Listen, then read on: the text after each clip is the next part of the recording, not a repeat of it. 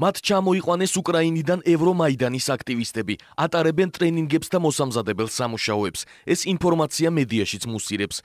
მათ საფარქვეში ყავთ რამდენიმე არასამთავრობო ორგანიზაცია, რომლებიც აქტიურად მუშაობენ იმაზე, როგორ გამოიყვანონ ხალხი ქუჩაში, მოხდეს არეულობა. შემდეგ ისევ მათმა ხალხმა ესროლოს ვინმეს და ეს დაბრალდეს ხელისუფლებას. იგეგმება, რომ გაშალონ კარვები, სადაც 300-400 კაცის მობილიზებას მოახდენენ. მე მჯერა, რომ ჩვენი ოპონენტები თავადვე მიხვდებიან, რომ ეს არ არის გზა, რომელიც ქვეყანას ან ნებისმიერ ჩვენგანს რაიმე სიკეთეს მოუტანს. მე და მინისტრს არ ქონია აზრების გაცვლა ამ თემას. მაგრამ ზედაპირზე კარგად ჩანს, რომ მაინც და მაინც მშვიდობიანი გეგმები და მშვიდობიანი აზრები არ აქვს ნაციონალურ მოძრაობას, იმიტომ რაღაცა მრავალი მიზეზის გამო. კიდევ ერთხელ მე მინდა შევახსენო მოსახლეობას, თუ ვის ხელში იყო საქართველო. აი სწორედ კრიმინალების, გამტაცებლების, მკვლელების და ყაჩაღების ხელში იყო მთელი სამინისტრო. და ესენი მართავდნენ სახელმწიფოს. ეს რა თქმა უნდა გასარკვევი არის და მე ვიცი რომ მინისტრი მუშაობს და სამინისტრო მუშაობს ამის თაობაზე თუ ვინ დგას ამის უკან. ეს შემთხვევითი არ არის. მე ძალიან გონერული ეჭვი მაქვს რომ ამის უკან დგას ორგანიზებული ძალა. ეს პირდაპირ მე ჩემში ყოველ შემთხვევაში ეს შტაბ-ბიძინება დამჭირდა რომ ეს არის პირდაპირ ნაციონალური მოძრაობის ხელწერა.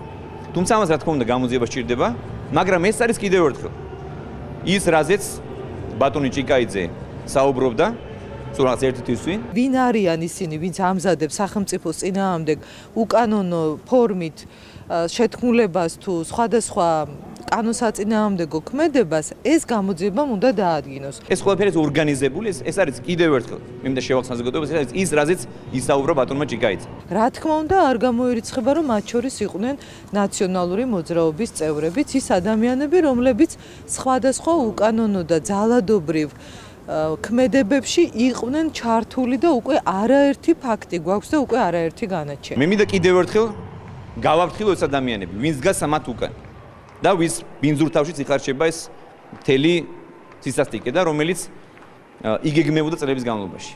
ესენი არიან ადამიანები, რომლებმაც ჩაიდინეს ხურშის ტერაქტი. ესენი არიან ადამიანები, რომლებიც აუპატიურებდნენ და აწამებდნენ ადამიანებს პოლიციაში, ციხეებში და ასე შემდეგ. რომლებიც კლავდნენ, ადამიანებს იტაცებდნენ და კლავდნენ. მე მინდა მათ კიდევ ერთხელ შევახსენო და საბოლოო გაფრთხილება მივცე. ისინი დგონს მოიგონ, ეს არის მათი ბოლო გაფრთხილება, თუ ისინი სახელმწიფოს წინააღმდეგ და ჩვენი მოქალაქეების წინააღმდეგ. რაიმეს დაგიგმოვენ, ძალიან მკაცრად იქნებიან დაჭრილი.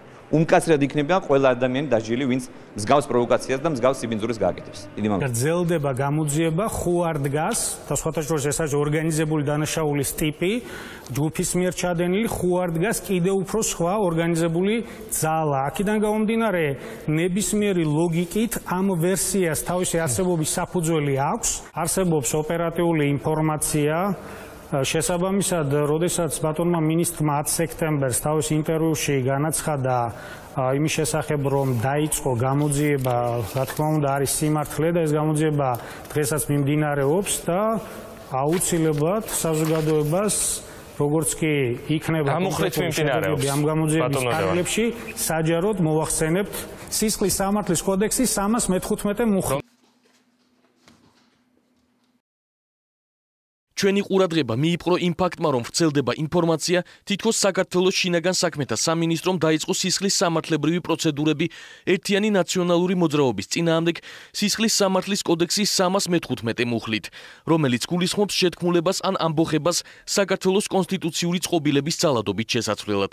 ეს ინფორმაცია მცდარია და მიზნად ისახავს საერთაშორისო საზოგადოების განზრახ შეცდომაში შეყვანას. სამინისტროს სურს გაცნობოთ, რომ არანაირი გამოძიება, რომ არაფერი ვთქვათ სისხლის სამართლებრივ პროცედურებზე არ დაწყებულა ნაციონალური მოძრაობის წინააღმდეგ. არის რა თქმა უნდა სხვა ინფორმაცია, არ დაუშვებთ, თუნდაც ზოგიერთი რა თქმა უნდა. ანუ ნაციონალური მოძრაობა იქნება თუ სხვა მოძრაობა იქნება მნიშვნელობა აქვს, არ დავაკონკრეტდები ამ შემთხვევაში. და რა თქმა უნდა არ დაუშვებთ არეულობას, რაც მოხდა უკრაინაში. ესე ვიტყოდი, ვერც დაგვიფრო საქართველოში იგივე განმეორდეს ამას ჩვენ ვართ. ანუ რაღაც ცდილობები არის, რა თქმა უნდა, უნდათ სხვადასხვა ძალებს. არა, მოდი ხაზს გაუსვენ, ნაციონალური მოძრაობა მე არ მიხსენებია, ეს თქვენ გააკეთეთ ამის ინტერპრეტაცია და მე ვთქვი არის სხვადასხვა ძალები, ნუ ხარ დავაკონკრეტებ ამ ძალებს, მაინც და მაინც პარტიებს ნუგულისხმობთ აი სხვადასხვა სოფლიოში ძალები, რომელსაც სულთ არევა, მაგრამ მარტო საქართველოში, თლიან სოფლიოში, თქვენიც ხდება სირიაში, ომია, იქ არეულობა სხვა ქვეყანაში და მაინც და მაინც პარტიას ნუ გაუსწრებთ ხოლმე ხალხს, მე არ მიხსენებიან ნაციონალური მოძრაობა. არც ეს სამინისტრო და არც მთავრობა საქართველოში არ დაუშვებს იმას, რომ საზოგადოების ჯგუფები ერთმანეთს დაუპირისპირდნენ, რომ გაღვივდეს შუღლი, იქნება ეს პოლიტიკური თუ სხვა და მოხდეს არეულობა. ეს არ მოხდება. დესტაბილიზაციის მოსურნე ბუნებრივია ბევრია. ამ ბევრს ერთი კოლექტიური სახელი აქვს, ეს არის ნაციონალური მოძრაობა, მაგრამ მათ არაფერი არ გამოუვათ. ზოგადად ნაციონალური მოძრაობა მე მაგონებს თუ გახსოვთ სულხან-საბას ერთი არაკი მაოხრებელი გზირი. მკვდრები არიან, მაგრამ მაინც ზიანს გვაყენებენ და ცდილობენ ზიანი მოგვაყენონ, მაგრამ არაფერი არ გამოუვათ. ნაციონალური მოძრაობის წარმომადგენლებს ზოგიერთ ლიდერები ყველაზე არც მალავენ, რომ მათი მიზანია შეიძლება მეტი დაძაბულობა იყოს.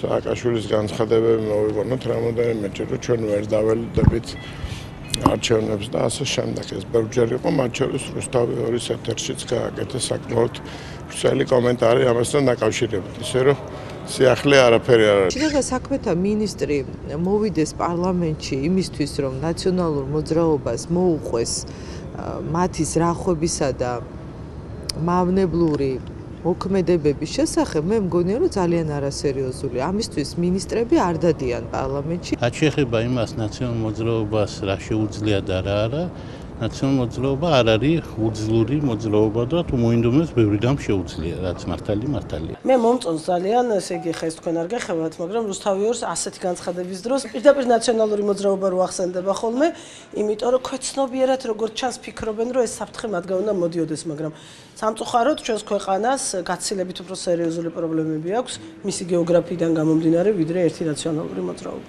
სათქეთო თქვენ რაღაც ნიშნებს ხედავთ, არაფერი არ ხდება.